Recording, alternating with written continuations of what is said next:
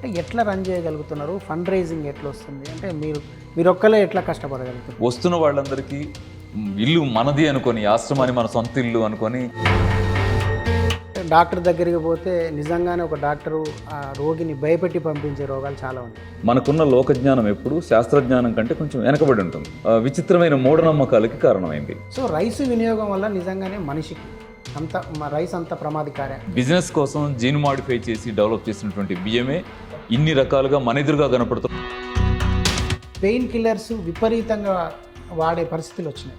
Pain కిల్లర్ని వాడొద్దు అనే దాన్ని ఇంగ్లీష్ వైద్య శాస్త్రం చాలా బలంగా.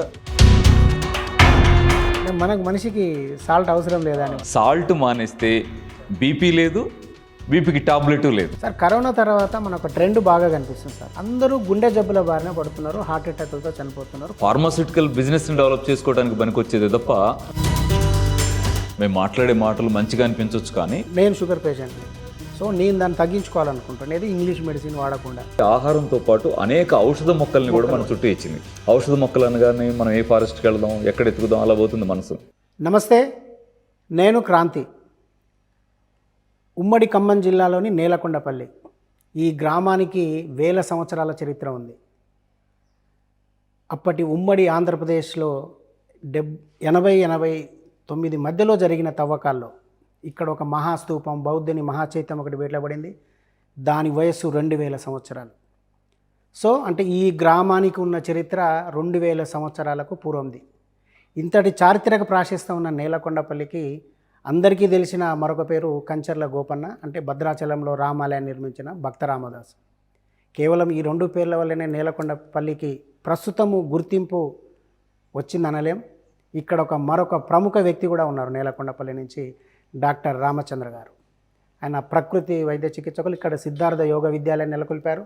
గడిచిన 25 సంవత్సరాలుగా దాని ద్వారా సేవ చేస్తున్నారు. ఆరోగ్య సేవలో ఆయన దంపతులు ఇద్దరు కూడా ఇక్కడ తలమునకలై ఉన్నారు. ప్రస్తుతం మనం డాక్టర్ రామచంద్ర గారితో ఉన్నాం. డాక్టర్ రామచంద్ర గారిని అడిగి మానవ జీవన శైలి గురించి, మనుషుల్ని పట్టి పీడిస్తున్న రోగాల గురించి, కేవలం ప్రకృతి ప్రసాదించిన వనరుల ద్వారానే ఏ విధంగా మనము రోగాలకు దూరంగా ఉండొచ్చు, దాదాపు రోగాలు రాకుండా నయం చేసుకోవచ్చు, వచ్చిన చిన్న చిన్న జబ్బుల్ని ఏ విధంగా ఖర్చు లేకుండా మన ఇంటి వైద్యంతో మనం బయటపడవచ్చు, ఈ విషయాలన్నీ సార్ని అడిగి తెలుసుకుందాం. ఎందుకంటే డాక్టర్ రామచంద్ర గారికి 25 ఏళ్ల సర్వీస్ ఉంది. ఇందులో ఆయన దగ్గర సముద్రం అంత సమాచారం ఉంది. కానీ ముఖ్యమైన అంశాలనే కనీసం రోగులకు, రాష్ట్రంలో ఉన్నటువంటి పీడితులు అనుకుందాం ఒక విధంగా, రోగాల పీడితులకు ఈ విముక్తి కలిగించే ఒక మంచి 4 మాటలు డాక్టర్ గారిని అడిగి తెలుసుకుందాం. సార్ నమస్తే. నమస్కారం సార్. మిమ్మల్ని కలవడం చాలా హ్యాపీగా ఉంది సార్. సో నా తరపున, మా ఛానల్ తరపున ముందుగా మీకు, అంటే మీరు ఇంత కృషి చేస్తున్నందుకు మీకు ముందుగా అభినందనలు చెప్పడం తప్పితే నిజంగానే ఏమి బహుమానం ఇవ్వలే. మీరు బహుమానం ఇవ్వదగ్గ వ్యక్తి. సో ఇప్పుడు రకరకాల డైట్ ప్లాన్స్, రకరకాల చికిత్స విధానాలు, రకరకాల ప్రచారాలు, మరి సోషల్ మీడియా మనకు అందుబాటులోకి వచ్చిన తర్వాత ఏది నమ్మాలో, ఏది ఫాలో కావాలో, ఏది విశ్వసించకూడదో తెలియని పరిస్థితుల్లో మనం ఉన్నాం. ఒక విధంగా కరోనా తర్వాత మనకు ఇంగ్లీష్ వైద్యం పట్ల కొంత పక్కకు జరిగి ప్రకృతి వైద్యమో, ఆయుర్వేదమో, యునాని లేదా ఒంటింటి చికిత్సల వైపు జనం మళ్ళీ అనేది మనం కాదనలేని సత్యం. సో అంటే మీరు ఇక్కడ ఈ చికిత్సలను నెలకొల్పాలని, ఈ విద్యాలయం ద్వారా మీరు విస్తృతంగా సేవలు అందించాలని అసలు మీకు ఎప్పుడు కోరిక కలిగింది? ఈ మీ 25 ఏళ్ల అనుభవం ఎలా ఉంది? క్రాంతి గారు, సార్ 25 ఏళ్ల అనుభవం సంతోషాన్ని ఇస్తూనే ఉంది. అయితే ఇది కోరిక ఎలా కలిగింది ఏమిటి అలా నేను మీరు అడగగానే నాకేం స్ఫురించడం లేదు, కానీ మొదలెట్టే రోజు ఎలా మొదలెట్టామని. ఓకే. కానీ ఒకటైతే వాస్తవం, ఏమిటి, రకరకాల వైద్య విధానాలు మనకు ఉపయోగపడటానికి వీలుగా అందుబాటులో కూడా వచ్చినటువంటి సమాజంలో మనం జీవిస్తూ ఉన్నాం. ఇంకా సూటిగా మన పాత తరాలతో పోలిస్తే చాలా అభివృద్ధి చెందినటువంటి శాస్త్ర సాంకేతిక రంగం మెడికల్ సైన్స్లో, మోడర్న్ టెక్నాలజీ అంతా డెవలప్ అయినటువంటి సొసైటీలో ఉంటున్నాం. ఇది మన అదృష్టం కూడా. ఓకే. ఇవాళ తరం చేసుకున్నటువంటి. అవునండి, చాలా మంచి సౌకర్యాలు ఉన్నాయి. ఉదాహరణకి ఒక చిన్న మాట చూద్దాం. Heart transplantation, liver transplantation, kidney transplantation దశ ఎంత అద్భుతం అండి. ఇలాంటి దశలో ఉన్నాం. అయితే ఈ టైంలోనే మరొక సవాల్ కూడా, పెను సవాల్ లాంటి సవాల్ కూడా మన ముందు ఉంది. ఏమిటి అంటే చాలా చిన్నవైన షుగర్, బీపీ, థైరాయిడ్ లాంటి జబ్బులు జీవితాంతం తగ్గవు అనే అంశం ఎంత కష్టంగా ఉంటుందండి. విశ్వసించడానికి, జీర్ణించుకోవడానికి చాలా కష్టంగా ఉంటుంది ప్రతి రోగికి. ఎంత కష్టంగా ఉంటుంది. అలాంటి కండిషన్స్లో ఇవి తగ్గే అవకాశం ఏదన్నా ఉందా అని పరిశీలించే క్రమం ఒకటి మనందరికీ అవసరమైన స్థితి ఉంది ఏమండి. దానికి నేచర్ ఉపయోగపడుతుందేమో అని ఓ ప్రయత్నం జరుగుతూ ఉంది సార్. ఓకే. సో ప్రకృతి ద్వారానే మీరు, ఎందుకంటే మీ నినాదం చూస్తుంటాం, అంటే ఇల్లే వైద్యశాల, తల్లే డాక్టరు, మన వంటిల్లే మెడికల్ షాప్ అని. అంటే ఎట్లా మీరు దీన్ని ముందుకు తీసుకుపోగలుగుతున్నారు? ఇంకా విస్తృతం చేయాల్సినంత అవసరం ఏమైనా కనిపిస్తుందా మనకు? కనిపిస్తుంది. అయితే స్లోగన్ చూడడానికి చాలా బాగుంది కదా. అవును, బాగుంది కదా, మీకు కూడా నచ్చింది? నచ్చింది, గుర్తుండిపోయింది. అయితే అంత మంచి స్లోగన్ నిజమైతే ఇంకా బాగుంటుంది. ఇల్లు ఆసుపత్రి, వంటగది మందుల షాపు, తినే ఆహారం మందు, అమ్మ డాక్టర్ అంటే ఎంత హాయిగానో చక్కగానో వినిపిస్తున్నటువంటి స్లోగన్. అయితే సాధ్యాసాధ్యాలు ఏమిటనేది పెద్ద ప్రశ్నే. కానీ మా 25 సంవత్సరాల ప్రాక్టీస్ ఏం ప్రూవ్ చేసిందంటే సాధ్యమే. ఊరికే అందమైన స్లోగన్ అని ఇచ్చింది కాదు, ఇది సత్యమే అని. దానికి ఆధారం ఏంటంటే నేను చిన్న అంశం మీకు చెప్తాను, మీ అందరికీ బాగా తెలిసిన అంశమే. ఏమిటి అంటే, ఒకటి, ఈ భూమి మీద మనం మాత్రమే కాదు, అనేక లక్షల జీవరాశులు నివసిస్తున్నాయి కదా. మరి వేటికైనా మనకున్నన్ని జబ్బులు ఉన్నాయా అని కంపేర్ చేసుకొని చూడండి సార్. లేవు చూడండి. ఇప్పుడు జంతువులు కానీ, పక్షులు కానీ, జలచరాలు కానీ మనకంటే తెలివిలో చాలా నిమ్మన స్థాయివి కదా. మరి వాటికి మనకి పోల్చినప్పుడు ఎక్కువ ఇబ్బందులు మనకున్నట్టయితే మరి ఉండాల్సింది ఏమిటి అని చూస్తే తెలివైన వాళ్ళం కాబట్టి మనకే తక్కువ జబ్బులు ఉండాలి కదా. ఎందుకున్నాయి? దీనికి మాకు దొరికిన ఆన్సర్ ఏమిటంటే, అవన్నీ ప్రకృతి సహజంగా జీవిస్తున్నాయి కాబట్టి ఏమో శుభ్రంగా ఉన్నాయి. మనం మన క్రియేటర్ అంటే మదర్ నేచర్కి విరుద్ధంగా వెళుతున్నాం కాబట్టి ఈ జబ్బులన్నీ వస్తున్నాయి అనేది అర్థమవుతా ఉంది. అందుకే ఏమంటున్నాం, మదర్ నేచర్కి దగ్గరగా వెళ్ళండి, అమ్మని అర్థం చేసుకోండి, ప్రకృతిని స్పృశించండి, అనుసరించండి, జబ్బులు తగ్గుతాయి అంటున్నామండి. Okay sir. అంటే ఇప్పుడు మనకు సాధారణంగా అందరిలో ఉండే ఎక్కువ అనుమానాలు, అంటే డాక్టర్ దగ్గరికి పోతే నిజంగానే ఒక డాక్టరు ఆ రోగిని భయపెట్టి పంపించే రోగాలు చాలా ఉన్నాయి. ఇప్పుడు మీరు ఇందాక ప్రస్తావించారు షుగర్ అని. నిజంగానే షుగర్ని అంటే నయం చేయలేని జబ్బా, కొందరు రివర్స్ చేయొచ్చు అంటున్నారు. అసలు రివర్స్ చేయకుండానే అది రాకుండా అడ్డుకునే పరిస్థితి మన చేతుల్లో ఏం లేదా? ఉంటుందండి. అంటే ఇక్కడ ఏం జరుగుతుందంటే, శాస్త్రమేమో చాలా విషయాలు తెలుసుకుంటుంది, కానీ శాస్త్రజ్ఞానం అంతా మనకు తెలియాలని రూల్ లేదు కదా. పైగా ఇంకొకటి ఏమిటి, మనకున్న లోకజ్ఞానం ఎప్పుడు శాస్త్రజ్ఞానం కంటే కొంచెం వెనకబడి ఉంటుంది. శాస్త్రజ్ఞులు ఇంకొంచెం అదే పర్టికులర్ యాంగిల్లో కష్టపడతారు కాబట్టి నాలెడ్జ్ ఇంకా ముందుకు వెళ్ళిపోతూ ఉంటుంది. ఆ గ్యాప్ ఇప్పుడు ప్రజల్లో పనిచేస్తూ కొన్ని విచిత్రమైన మూఢనమ్మకాలకి కారణమైంది. ఆ మూఢనమ్మకాల్లో ఒకటి, మీరు ఇప్పుడు మాట్లాడుతున్న షుగర్ లైఫ్ అంతా తగ్గదు, థైరాయిడ్ లైఫ్ అంతా తగ్గదు, బీపీ లైఫ్ అంతా తగ్గదు అనే ఒక ప్రత్యేక తరహా సైంటిఫిక్ నాలెడ్జ్గా డెవలప్ అయినటువంటి ఒక భయంకరమైన మూఢనమ్మకం అండి. ఎందుకు మూఢనమ్మకం అనగలిగాము అంటే, మూఢ విశ్వాసాలన్నిటికీ పరిష్కారం సైన్సే. ఇప్పుడు ఆ సైన్స్ ఎంత డెవలప్ అయిందంటే, మానవుడి జీవకణాన్ని లోపల అంతర్లీనంగా ఉన్న అతి సూక్ష్మాన్ని కూడా దర్శించగలిగే స్థాయికి డెవలప్ అయింది. దానికి షుగర్ ఒక లెక్క. షుగర్ తగ్గదనేది వైద్యశాస్త్రం రీత్యా అబద్ధం. మరి ప్రాక్టీస్లో ఉందేంటి, బిజినెస్కి ఉపయోగపడుతుంది కాబట్టి ఉందండి. మెడిసిన్ అమ్ముకోవాలి కాబట్టి అంటారా? అంతే కదా. సారీ, ఎవరన్నా బాధపడతారేమో కానీ సారాంశం అయితే అదే. నిజానికి మందు షుగర్ పేషెంట్స్కి తాత్కాలికంగా ఉపయోగపడేటువంటి అద్భుతం. ఒక దేవుడు కాపాడాడంటారే, అలా షుగర్ బాగా ఉండి నష్టపోయే సందర్భాల్లో షుగర్ పిల్ అనేది, మెట్ఫార్మినో ఏం వాడతారో అది చాలా బాగా ఉపయోగపడుతుంది. ఇన్సులిన్ ఎన్ని యూనిట్లు వాడతారో అది చాలా బాగా ఉపయోగపడుతుంది. కానీ షుగర్ని తగ్గించే లక్షణం వాటికి లేదు. షుగర్ మందు వల్ల తగ్గే జబ్బు కాదు. మీకు ఇంకో మాట చెప్పనా, సమాధానం బారవుతుందేమో మీరు అడిగిన దానికి. షుగర్ అనేది 2 రకాలుగా ఉంటుందని మనకు తెలుసు, 3వ రకం కూడా ఉంటుంది, వదిలేయండి. ఈ 2 ప్రధానమైన వాటిలో టైప్ 2 అని, టైప్ 1 అని ఉంటుంది కదా. టైప్ 1 ఏమో ఇన్సులిన్ ఉత్పత్తి లోపించడం వల్ల వచ్చేటువంటి సమస్య అండి. అంటే ప్యాంక్రియాస్లో బీటా సెల్స్ చనిపోయినప్పుడు, అవి ఉత్పత్తి చేయలేని స్థితికి చేరినప్పుడు ఇన్సులిన్ని వచ్చేటువంటి సమస్య. దానికి ఖచ్చితంగా బయట నుంచి ఇన్సులిన్ తీసుకొని మనం కాపాడుకోవాలి. రెండవది ఏంటి, టైప్ 2. టైప్ 2 ఇన్సులిన్ లోపం వల్ల వచ్చే సమస్య కాదు, ప్యాంక్రియాస్లో ఉండేటువంటి ప్రాబ్లం వల్ల వచ్చే సమస్య కాదు. ఖచ్చితంగా అది 90% రీజన్గా సెల్స్లోని రిసెప్టార్స్ ఉత్పత్తి అయిన ఇన్సులిన్కి రెస్పాండ్ అవ్వకుండా రెసిస్ట్ చేసినప్పుడు ఏర్పడేటువంటి ఒక ప్రత్యేక తరహా ఇరెగ్యులారిటీ. ఓకే ఓకే సరే. గ్లూకోజ్ బ్యాలెన్స్లో హోమియోస్టాసిస్ బ్యాలెన్స్ అంటాం, ఆ బ్యాలెన్స్లో ఏర్పడినటువంటి ఒక ఇరెగ్యులారిటీ. దానికి పరిష్కారం ఏమిటి అన్నప్పుడు ఆధునికంగా అభివృద్ధి అయినటువంటి మెడిసినల్ సైన్స్ ఏం చెప్తా ఉందంటే, ఒక 3 నెలల పాటు మీరు ఈ జాగ్రత్తలు తీసుకోగలిగినట్టయితే, నేచురల్గా జీవించగలిగినట్టయితే లేకుండా పోతుంది అని చెప్తుంది. ఎవరు? మోడర్న్ సైన్స్ చెప్తా ఉంది. మోడర్న్ సైన్సే చెప్తా ఉంది. దాన్నే మేము ప్రాక్టికల్గా ఈ 25 ఏళ్లలో ప్రూవ్ చేసి ఎన్ని వేల మంది ఇన్సులిన్ వాడేవాళ్ళు వదిలేశారు, టాబ్లెట్ వాడేవాళ్ళు తీసేశారు, సంవత్సరాలుగా షుగర్ లేకుండా ఉంటున్నారు కదా. ఓకే, ఇది సత్యం అండి. సో మరొకసారి చెప్పగలుగుతారా? అది అంటే నేను షుగర్ పేషెంట్ని, సో నేను దాన్ని తగ్గించుకోవాలనుకుంటాను, ఇంగ్లీష్ మెడిసిన్ వాడకుండా, సో నేనేం చేయాలంటారు? నేను అంటే మీరు చిట్కాలాగా మందులాగా అడిగారు కదా, అలాంటి సమాధానమే చెప్తాను. అంటే వెంటనే ఉపయోగపడే విధంగా చెప్తాను. లాంగ్ రన్ లో జీవితాంతం కాపాడుకోవడం కూడా కావచ్చు. లాంగ్ రన్లోనేమో మీరు సిద్ధార్థ యోగ విద్యాలయం ప్రపోజ్ చేస్తున్నటువంటి ఆహార పద్ధతిని పాటించడం కోసం ప్రయత్నం చేయండి. 3 నెలలు కష్టపడ్డారంటే మీరు మామూలు అయిపోతారు. అయినప్పటికీ ఇన్ని టాబ్లెట్లు వాడుతూ జీవన విధానాన్ని సరిగ్గా ఇంప్లిమెంట్ చేస్తారో లేదో, పైగా ఇలా చూసేవాళ్ళు ఎలా ఉంటుందంటే వెంటనే 100% చేయలేకపోవచ్చు కదా. అలాంటి వాళ్ళకు ఉపయోగపడేటువంటి చిన్న మందు లాంటిది కూడా నేచర్ నుంచి ఒకటి మేము దృష్టి తీసుకొస్తాము. ఉపయోగించుకునే వాళ్ళు ఉపయోగించుకుంటారు. ప్రకృతి ఆహారాన్ని ఇచ్చింది కదండి, అలాగే ఆహారంతో పాటు అనేక ఔషధ మొక్కల్ని కూడా మన చుట్టూ ఇచ్చింది. ఔషధ మొక్కలు అనగానే మనం ఏ ఫారెస్ట్కి వెళ్దాం, ఎక్కడ ఎత్తుకుదాం అలా పోతుంది మనసు. కాదు, మన పెరట్లోనే చాలా ఔషధ మొక్కలు పరిసరాల్లోనే ఉంటాయి సార్. ఇంటి పక్కన ఉన్న ఖాళీ ప్లేస్లోను, రోడ్డు పక్కన ఉన్న ఖాళీ ప్లేస్లోనూ ఉంటాయి.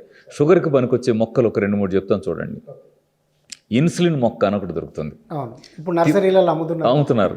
తిప్పతీగ అని ఒకటి దొరుకుతుంది, ఎక్కడంటే అక్కడ కంచెలకు పాకుతూ ఉంటుంది. నేల వేయమని ఉంటుంది. మెంతులు కూడా ఉపయోగపడతాయి. లేదు మన ఇంట్లో కూరగాయలకు వాడుకుంటాం కాకరకాయ, అది కూడా యూజ్ అవుతుంది. ఇలా వీటిలోంచి కూడా మనం షుగర్ని తగ్గించుకునేటువంటి మందును ఈజీగా చేసుకోగలిగేది ఉంది. సూటిగా ఒక ప్రపోజ్ చేస్తాను. కాకరకాయ, నేలవేము, నేల ఉసిరి, స్కై ఫ్రూట్ గింజ, మెంతులు, వీటిని మీరు స్కై ఫ్రూట్ పక్కన పెట్టేసి మిగతా వాటన్నిటిని సమాన పాళ్ళలో తీసుకొని ఎండబెట్టేసి పౌడర్ చేసి కొంచెం ఒక 4-5 స్కై ఫ్రూట్ గింజలు యాడ్ చేసి మీరు మార్నింగ్ 1 స్పూను, ఈవినింగ్ 1 స్పూను, భోజనానికి 1/2 అవర్ ముందు వాటర్లో కలిపి తీసుకోండి. ఒక 1 మంత్ లోపులోనే మీరు వాడుతున్న 3 టాబ్లెట్లు ఉంటాయి, అన్నీ పోతాయి. మీరు ఇన్సులిన్ వేస్తుంటే ఇన్సులిన్ వదిలేసి టాబ్లెట్లకు వచ్చేస్తారు. నెక్స్ట్ ఏమిటి? ఇది పరిష్కారం కాదు, తాత్కాలిక ఉపశమనం. మీరు జీవన విధానాన్ని మార్చుకునే వ్యక్తి రావాలి. సో మన జీవనశైలి మారాలి. అంటే ఇది ఎంత పెద్ద ఛాలెంజ్ అంటే, మీరు మీ ఛానల్ ప్రేక్షకులకి చెయ్యండి ఇది అని ఇచ్చి చూడండి. 1 మంత్లో ఎంతమంది నా షుగర్ నార్మల్ వచ్చింది, టాబ్లెట్లు అవసరం లేని పొజిషన్ వచ్చిందని మీకు కాల్ చేస్తారు. ఇది మన వాళ్ళందరికీ తెలిసిపోవాలి కదా. ఇప్పుడు క్రాంతి గారు, మీకు తెలుసు, మనకి చిన్నప్పుడు కామెర్లు వస్తే కామెర్లకు ఎవరో పసరబోస్తారు అనుకునేవాళ్ళం. కానీ ఏం పెట్టి పసరబోస్తారో తెలియదు. అదే అందరికీ కామెర్లు వస్తే ఏ పసర తాగాలంటే అని పబ్లిక్ అయిందనుకోండి, ఎన్ని కుటుంబాలకు మామూలు అవుతుందండి, మంచి అవుతుందండి. అలాగే షుగర్ విషయంలో షుగర్ మందు ఏమిటంటే ప్రశ్న లేదండి. ఇప్పుడు నేను చెప్పిన ఫార్ములాను ఇంప్లిమెంట్ చేయండి, ఎవరి ఇంట్లో వంటగదిలో వాళ్లే మందు తయారు చేసుకుని వాడుకోగలిగే స్థితి వస్తుంది. సో టాబ్లెట్ వాడాల్సిన అవసరం రాదు భవిష్యత్తు, రాదండి. ఇది కనుక కంటిన్యూ చేస్తే. అవునండి. సో బీపీ గురించి ఏం చెప్తారు సార్? బీపీ గురించి చెప్పాలంటే ఎందుకంటే అది నిజంగా కూడా అంటే మెంటల్ ప్రెషర్ వల్ల, వర్క్ ప్రెషర్ వల్ల, వర్క్ ప్లేస్లో ఉన్న ప్రెషర్స్ వల్లనే ఎక్కువ, లేదు అంటే హెరిడిటీ వల్ల అంటే బీపీ వస్తుందని చెప్తున్నారు. సో దాన్ని మనం ఎట్లా కంట్రోల్ చేయగలుగుతాం? నేను దీనికి 2 విషయాలు చెప్పిన క్రాంతి గారు. ఇప్పుడు కామన్గా అభివృద్ధి చెందిన వైద్య శాస్త్రం జబ్బుల్ని కేటగిరైజ్ చేసి అనలైజ్ చేస్తూ ఉంది. వాటిలో మీరు బాగా ఎన్న విషయాలు ఏమిటి అని చూస్తే ఒక 3 పదాలు విని ఉంటారు. ఒకటి డిజెనరేటివ్ డిసీజెస్ అని అంటారు, ఏమండి.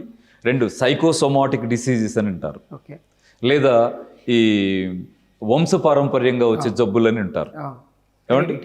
హెరిడిటీ, జీన్స్ ద్వారా వచ్చేటువంటి జబ్బులని అంటారు. లేదా ఆటో ఇమ్యూన్ డిసీజెస్ అని అంటారు. అంటే మన ఇమ్యూనిటీయే మన మీద దాడి చేసి తెచ్చే రొమటాయిడ్ లాంటి ప్రాబ్లమ్స్ ఇలా అంటారు కదా.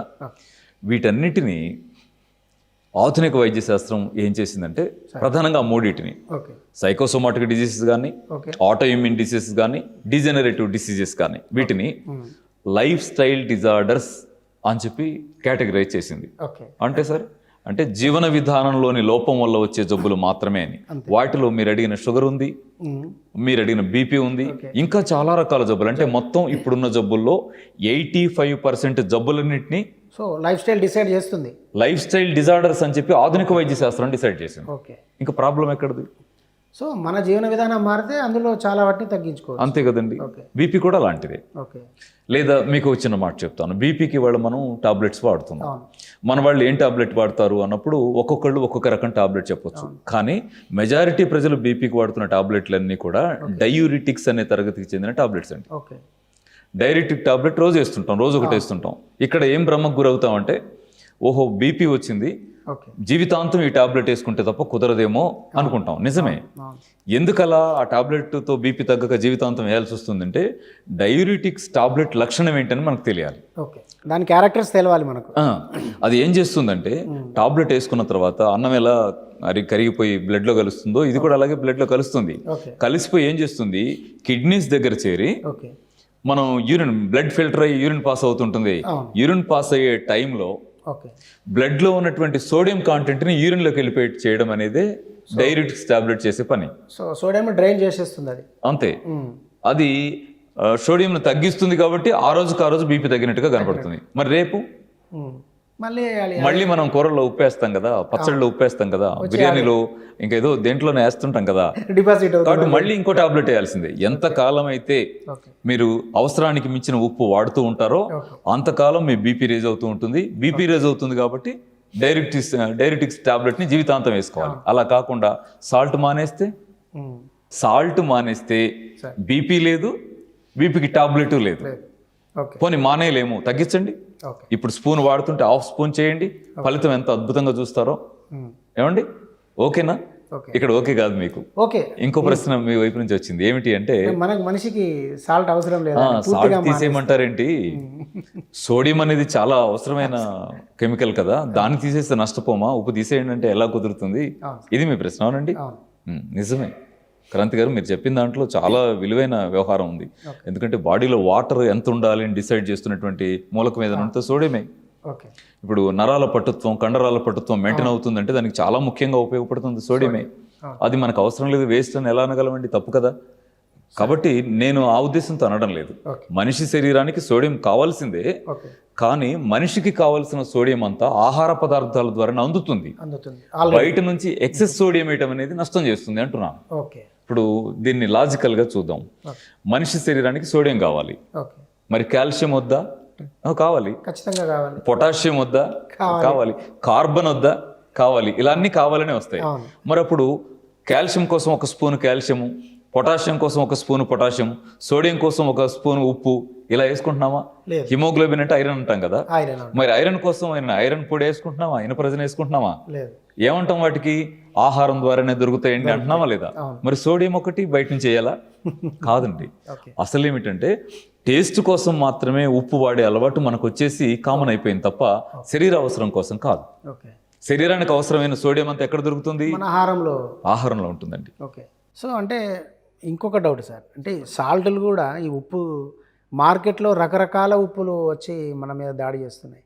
అంటే దాదాపు 2 దశాబ్దాల నుంచి అయోడైజ్డ్ అన్నది మనం ప్రత్యేకంగా వింటున్నాం.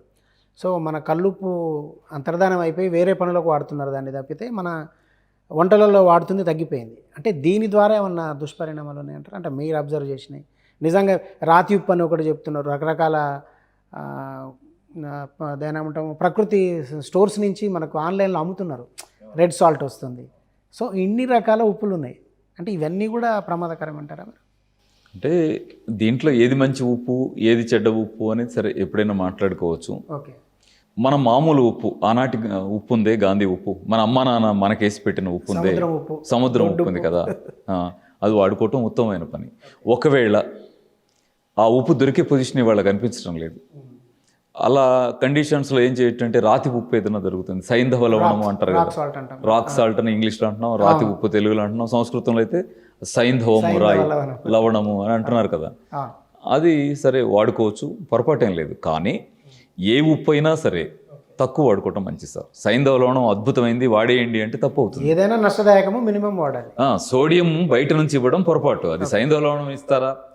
ఇప్పుడు సముద్రం నుంచి తెచ్చిస్తారా, లేదు దానిలో అయోడిన్ కాస్త కల్పిస్తారా, ఏది ఇచ్చినప్పటికీ సోడియంని ఎక్కువ వాడటం అనేటువంటిది నష్టము. కాబట్టి తగినంతే వేసుకోవాలి, ఈ దృష్టిలో ఉండాలి సార్. కంపారిటివ్లీ బెటర్ ఏంటంటారా, మంచిది రాక్ సాల్ట్ వాడుకుంటే మంచిది. సో దానికి కాంపన్సేటర్గా దీన్ని వాడచ్చు, కాకపోతే అది కూడా తక్కువే వాడాలండి సార్. కరోనా తర్వాత మనకు ఒక ట్రెండ్ బాగా కనిపిస్తుంది సార్. మనకు చిన్న వయసు వాళ్ళు, యంగ్స్టర్స్, జిమ్లలో అద్భుతంగా బాడీలు పెంచి కసరత్తు చేస్తున్న వాళ్ళు అందరూ గుండె జబ్బుల బారిన పడుతున్నారు, హార్ట్ అటాకులతో చనిపోతున్నారు. కొందరు ప్రముఖులు కూడా చనిపోయారు. ఏపీలో ఒక మంత్రి చనిపోయింది, అదేవిధంగా కర్ణాటకలో ఒక సినీ హీరో చనిపోయింది. కానీ వాళ్ళకు గుండెపోటు వచ్చి చనిపోయే ఏజ్ కాదు. సో అంటే ఈ పరిణామాలు ఎందుకు వచ్చినట్టు, నిజంగానే కరోనా తర్వాత పోస్ట్ కోవిడ్ కాంప్లికేషన్స్ అనుకోవచ్చా వీటిని అని ఇంగ్లీష్ డాక్టర్లు చాలా మంది చెప్తూ ఉండడాన్ని మనం టీవీ ఇంటర్వ్యూస్లో వింటున్నాం. అదే సరే, అలాంటిది ఏదన్నా ఉంటే మరి వాళ్ళు పరిశోధన చేసి చెప్పాలి మనకి. పైగా అలాంటి దుష్ఫలితాలు వస్తుంటే అలాంటి వ్యాక్సిన్స్ వేసుకోవద్దని మరి మనకి చెప్పాలి. మరి ఆనాడేమో వేసుకోమని చెప్పారు, వేసుకోకపోతే బస్సు ఎక్కడానికి కూడా, రైలు ఎక్కడానికి కూడా, విమానం ఎక్కడానికి కూడా వీల్లేదన్నారు. ఇవాళేమో అది వేసుకోవడం వల్ల గుండె జబ్బులు వస్తాయి అంటున్నారు. ఇది ఏమిటి అనేది మరి ఆ చిక్కుముడిని, కాంట్రవర్సీని వాళ్ళే ఇప్పాలి. నేను ఒక ప్రకృతి ప్రేమికుడిగా ఈ సందర్భంలో ఒక మాట చెప్పగలను. ఏమిటంటే సీజనల్గా ప్రాబ్లమ్స్ రావడం అనేది చాలా నేచురల్, వస్తూ ఉంటాయి. కానీ మనది బిజినెస్ సొసైటీ అవడం వల్ల సీజనల్ ప్రాబ్లమ్ని బిజినెస్ చేయడం అనేది బాగా నేర్చుకోగలిగేటువంటి కెపాసిటీ ఉన్నప్పుడు దాన్ని అద్భుతంగా హైప్ చేస్తాం. అలాగే అది కరోనా పేరుతో రావచ్చు, లేకపోతే అంతకుముందు మూతి గుడ్డలు కట్టించుకోవడానికి ఇంకో ఏదైనా సైన్ ఫ్లూ ఏదో అనేవాళ్ళు, అది రావచ్చు. రేపు ఇంకొక జబ్బు పేరు కూడా రావచ్చు. ఇదంతా కూడా ఫార్మాస్యూటికల్ బిజినెస్ని డెవలప్ చేసుకోవడానికి పనికొచ్చేది తప్ప మానవ జాతికి ఉపయోగపడేటువంటి అంశాలుగా ఇవి లేవు. ఎలా అనగలం ఈ మాట అంటే, మీకు చిన్న మాట చెప్తానండి. కరోనా ఎందువల్ల వస్తుంది అనే ప్రశ్నకు ఆన్సర్ ఏమిటంటే వైరస్ వల్ల వస్తుంది అని కదా. వైరస్ ప్రాబ్లంని తీసుకొస్తే దానికి ఏదైనా మందు ఉందా, ఇది ప్రశ్న. వైరస్కి మందు లేదండి, ఎక్కడ, ఇండియాలో కాదు, ప్రపంచంలో ఏ దేశంలోనూ వైరస్ వల్ల వచ్చినటువంటి జబ్బుకు మందు లేదు. అంటే వైరస్ని చంపే మందు ఎందుకు లేదు, ఇది ప్రశ్న. ఎందుకు లేదంటే మన వాళ్ళు ఎందుకు కనిపెట్టలేకపోయారు? చాలా మేధావులు కదా, తెలిసిన వాళ్ళు కదా, ఎంతో కష్టపడి జీవితాలు పణంగా పెట్టి సాధిస్తున్న ఫలితాలు అవన్నీ. ఆ ఫలితాలు సాధించిన శాస్త్రవేత్తలు ఏం చెప్తున్నారంటే వైరస్కి ప్రాణం లేదు అని చెప్తున్నారండి. అంటే ప్రాణం లేని వైరస్ను చంపడానికి ఏ ఇష్టం కనిపెడతారు, ఆలోచించండి. కాబట్టి కోవిడ్ లాంటి ఎఫెక్ట్స్ వచ్చినప్పుడు దానికి మందు ఉందని అమ్మడమే బిజినెస్. ప్రాణం లేని వైరస్ను చంపడానికి మందును కనిపెట్టాము అంటే అది చాలా హాస్యాస్పదమైనటువంటి వ్యవహారం. మరి బిజినెస్గా మారింది కదా అంటే దాన్ని మనం చేయగలిగేది ఏం లేదు, మన జాగ్రత్తలో మనం ఉండాల్సిందే. ఓకేనా? ఆ మందు వేసుకున్న తర్వాత సైడ్ ఎఫెక్ట్స్ వల్ల పిల్లలు, పెద్దవాళ్ళు ఎంతమంది రాలిపోతూ ఉంటే మీకు వ్యాక్సిన్ వల్లే రాలిపోతున్నారంటే అదొక దుష్ప్రచారం జరిగింది అనిపిస్తుంది. మరి దురదృష్టం. దీనికి బాధ్యత వహించాల్సింది శాస్త్రవేత్తలు, క్లారిటీ ఇవ్వాల్సింది, ప్రజలను ఎడ్యుకేట్ చేయాల్సింది కూడా శాస్త్రవేత్తలే. కాబట్టి నేను ఒకటే అనగలను, ఇమ్యూనిటీని పెంచుకుంటే, మూతి గుడ్డ కట్టుకోవడం కరోనా ఆగదు, ఇంటికి కర్టన్లు వేసుకోవడం ఆగదు. మీరు లోపల iron curtain, immunity iron curtain వేయగలగాలి. ఆ ఇమ్యూనిటీ ఐరన్ కర్టన్ ఒకే ఒక మార్గం ఉంది, ప్రకృతి సహజ విధానాల ద్వారా ఇమ్యూనిటీని పెంచుకోవడం. మళ్ళీ రేపు రాబోయే, ఎల్లుండి రాబోయే కోవిడ్ని కూడా ఎదుర్కోవడానికి మార్గం ఏంటి? మన ఇమ్యూనిటీయే. సో మీరు బ్యాక్ టు నేచర్ అని మీద ఒక నినాదం కనిపించింది. ఇప్పుడు నేను వస్తుంటే మీ ఆఫీస్ బోర్డు మీద ఉంటుంది. అవునండి. సో అంటే ఏ విధంగా మనం చేరుకోగలుగుతాం అనుకుంటున్నారు? అంటే నాకు ఒక మార్గం కావాలి, నిజంగానే నేను నేచర్కి దగ్గర కావాలనుకుంటున్నా, కానీ నేనున్నది ఒక పట్టణ జీవన శైలిలో. సో నాకు ఎట్లా సాధ్యమవుతుంది? అంటే ఏ రకంగా మనం మీరు అంటున్న గోల్ని రీచ్ కావచ్చు అంటారు? ఇవాల్టి కండిషన్స్లో ఇది కష్టమైన వ్యవహారం. మేము మాట్లాడే మాటలు మంచిగా అనిపించవచ్చు, కానీ అవి సమాజానికి అందరికీ ఉపయోగపడేటువంటి ఫలితాలు ఇచ్చేవిగా మారటం అనేటువంటిది చాలా కష్టమైన పని. అయితే కష్టమైన పనులు, సాధ్యం కాని పనులు అని రెండు వేరువేరుగా ఉంటాయి. ఇది సాధ్యం కాని పనే, కష్టమైన పని అన్నప్పుడు ఇది కష్టమైన పనే, కానీ సాధ్యం కాని పని కాదండి. కష్టసాధ్యం అనొచ్చు, కష్టసాధ్యం అంతే తప్ప సాధ్యం కాని పని కాదు.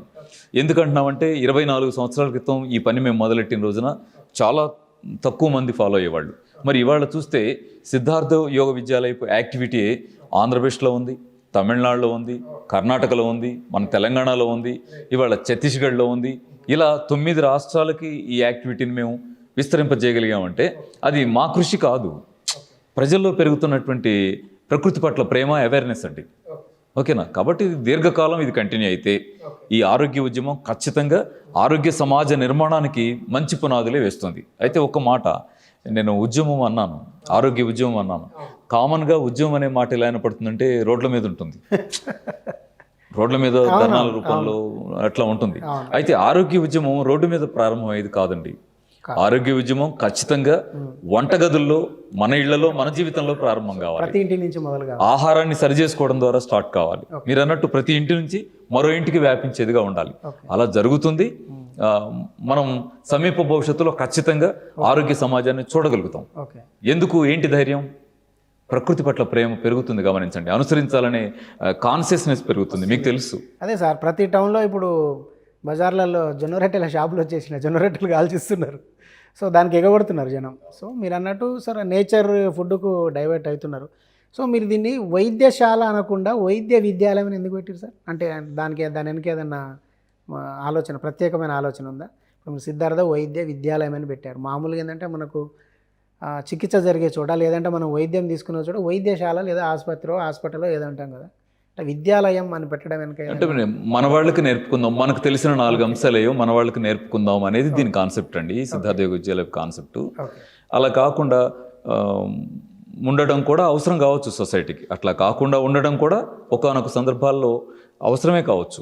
కానీ మేము ఎంచుకున్న పద్ధతి ఏంటంటే, మాకేం తెలుసో అదంతా మన వాళ్ళకి తెలిసిపోవాలి, ఆ తెలియజెప్పడం కోసమే ఇది ఒక మూమెంట్ లాగా సాగాలనుకుంటాం కాబట్టి అలా పెట్టాం సార్. ఓకే. సో ఇంత పెద్ద వ్యవస్థ నడుపుతున్నారు సార్, అంటే మీరు దాదాపు వైద్యం అంతా ఫ్రీనే చేస్తున్నారు, దాదాపు ఏంది మొత్తం ఫ్రీగానే చేస్తున్నారు. అంటే ఎట్లా రన్ చేయగలుగుతున్నారు? ఫండ్ రైజింగ్ ఎట్లా వస్తుంది? అంటే మీరు ఒక్కలే ఎట్లా కష్టపడగలుగుతారు దీని గురించి? అంటే బయట నుంచి ఏమైనా సపోర్ట్ ఉందా మానిటరీ పరంగా?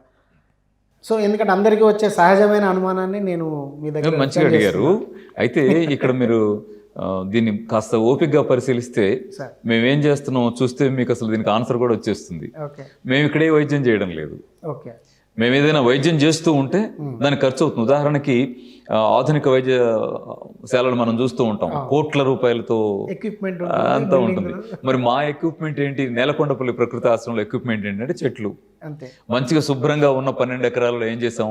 ఔషధ మొక్కలన్నీ వేసామండి.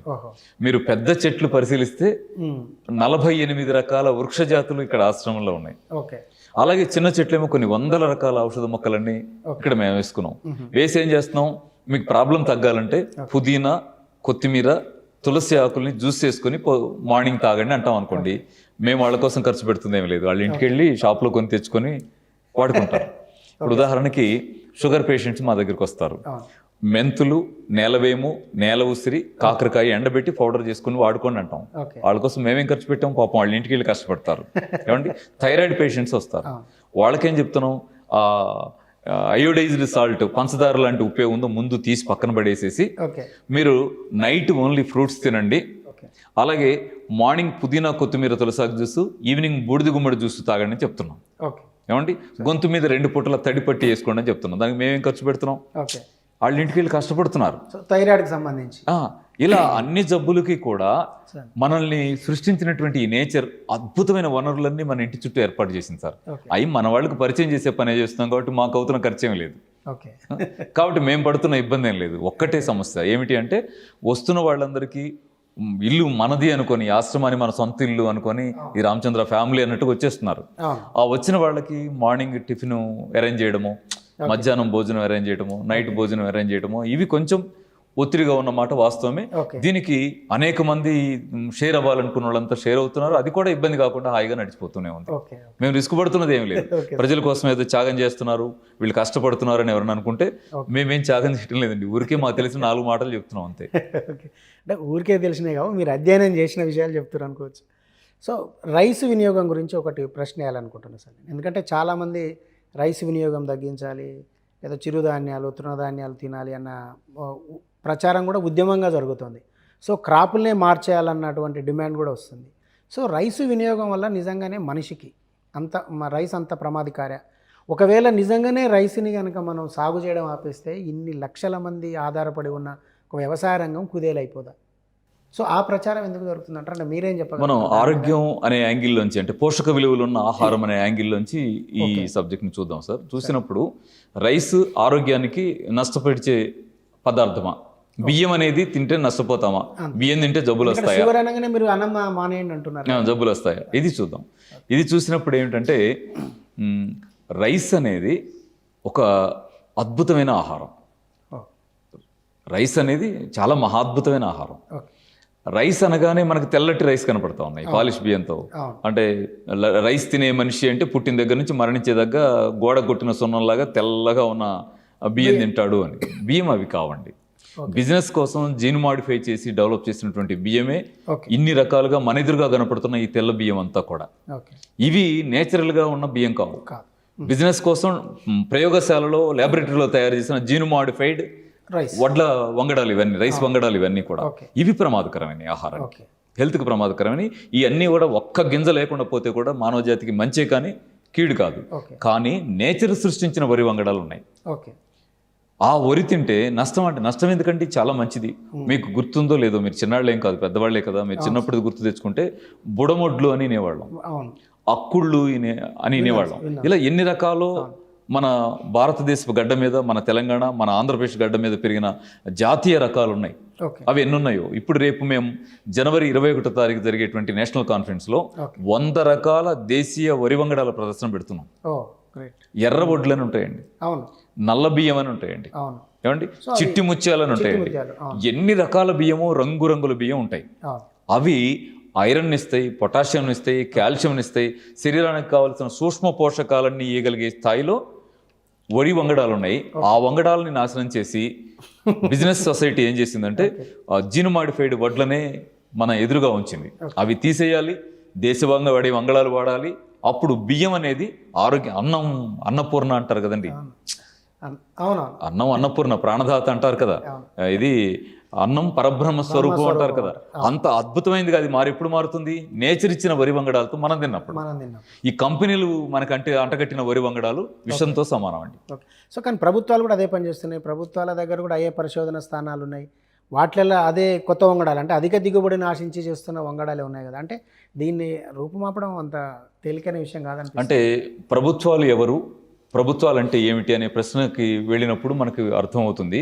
మరి దానికి ఇప్పుడు ఇది సందర్భం కాదా నాకు తెలియదు, కానీ ఒక్క మాట చెప్పాలంటే పరిశ్రమలు వేరే, ప్రభుత్వాలు వేరే కావండి. బయటికి చూడటానికి మనం ఏమనుకుంటామంటే ప్రభుత్వాలు అనేవి ప్రజల ఓట్లతో ఎన్నికైన వాళ్లే ప్రజాప్రతినిధులు, కాబట్టి ఆ ప్రతినిధులు ప్రభుత్వాలన్నీ మన కోసం కష్టపడతాయి అని మనం అనుకుంటాం.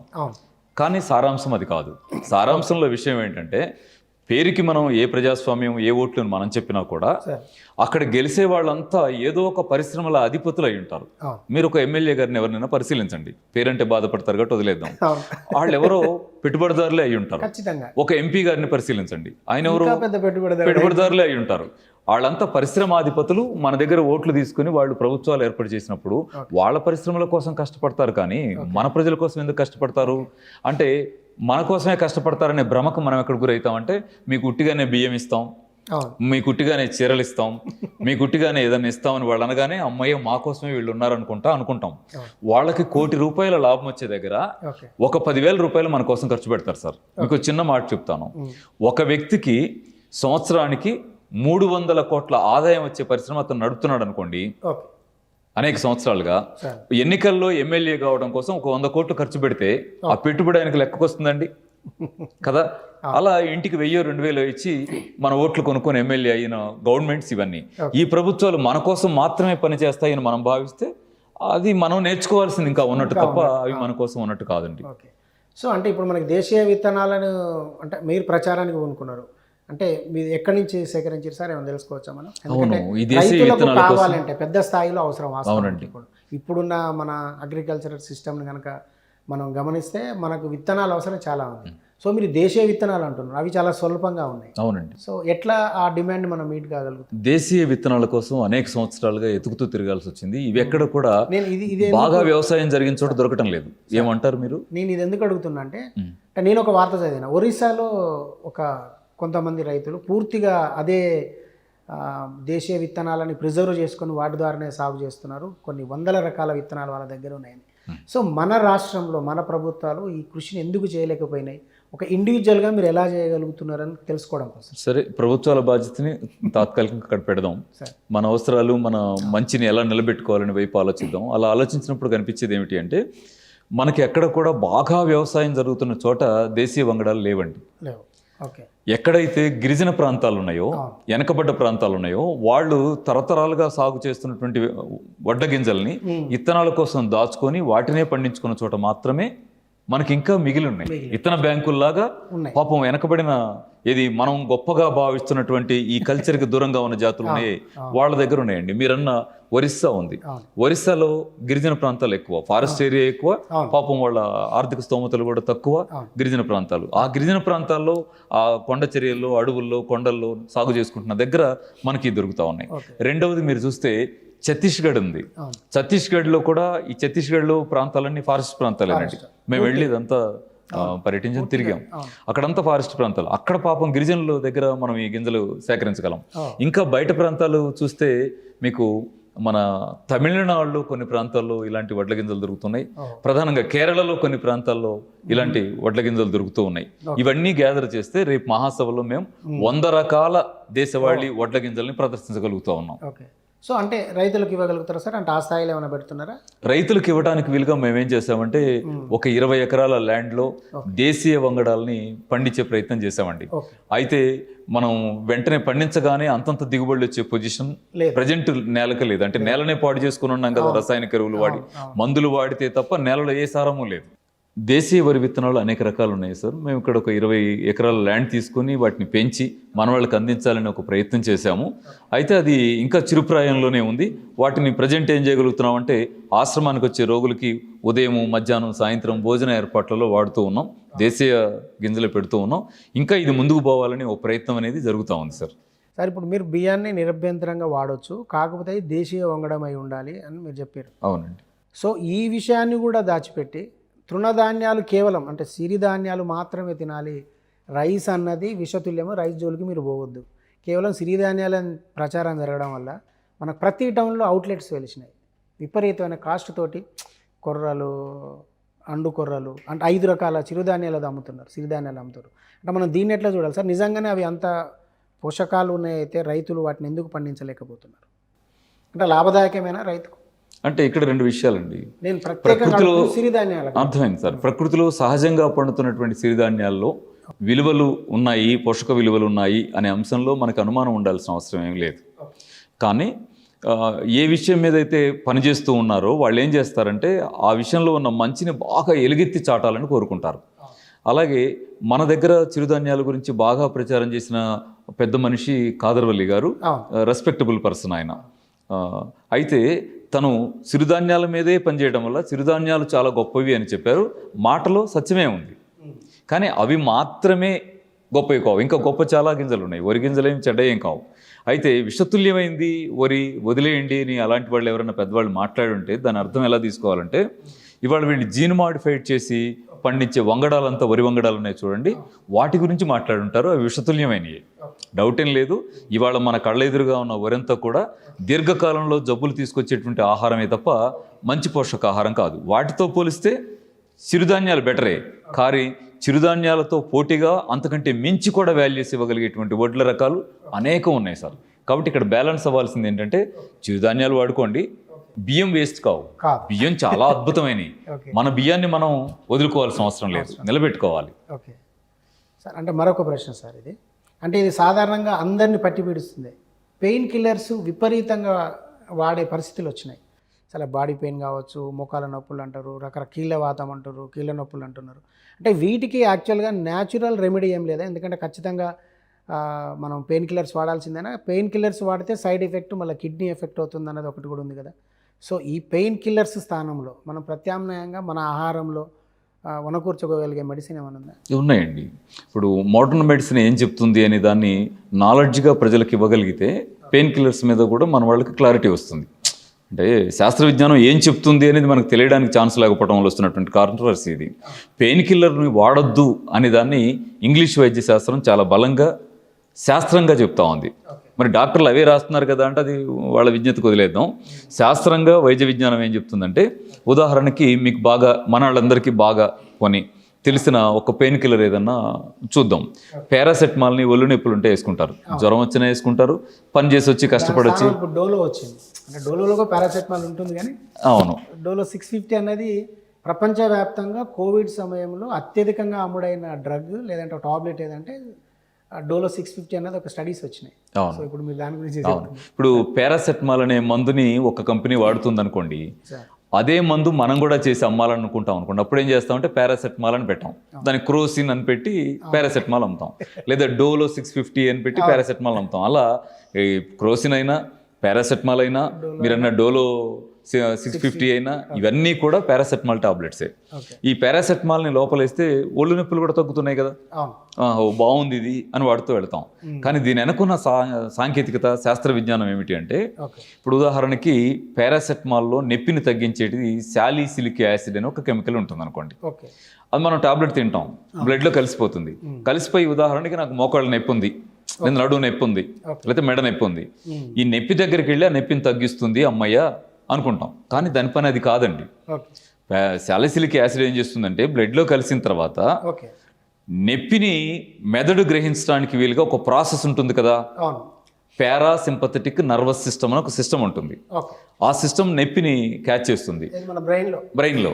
ఆ బ్రెయిన్లో ఉండేటువంటి సిస్టమ్కి ఇన్ఫర్మేషన్, మోకాల్లో నొప్పి వస్తుంది అని ఎలక్ట్రికల్ ఇంపల్సెస్ ద్వారా బ్రెయిన్కి నర్వస్ సిస్టమ్ ద్వారా అక్కడికి ఇన్ఫర్మేషన్ చేరాలంటే మధ్యలో గ్యాంగ్లియన్స్ అని ఒక గేట్వే లాంటి కండిషన్ ఒకటి ఉంటుందండి. ఈ గ్యాంగ్లియన్స్ని బ్లాక్ చేస్తుంది మెడిసిన్.